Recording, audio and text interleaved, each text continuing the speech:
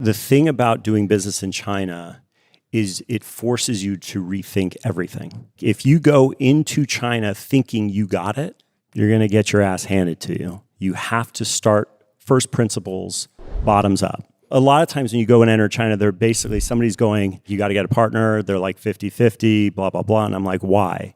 Nobody could tell me why. So then we just went on our own. We're going to start building something. On the ground, we never saw bias. We were treated fairly on the ground.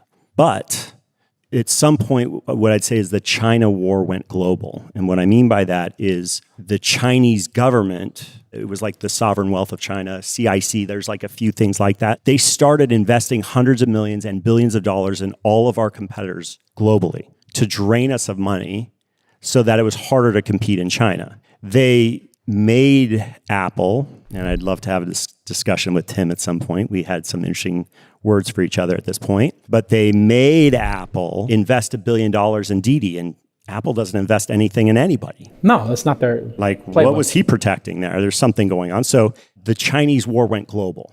And so that's when we had to go from going for the gold to making sure we got the silver. And that's when we started negotiating with Didi to basically say we had 20% of the merged entity. But in order to do that in China, that's when we actually had to push our spend super hard because they had to be scared. So I think at the peak, right as we were negotiating the term sheet, we were burning $75 million a week.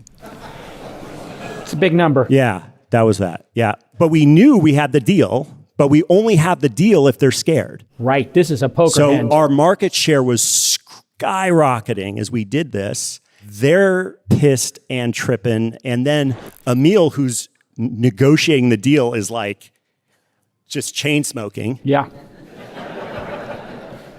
But that's how you get a deal done in China.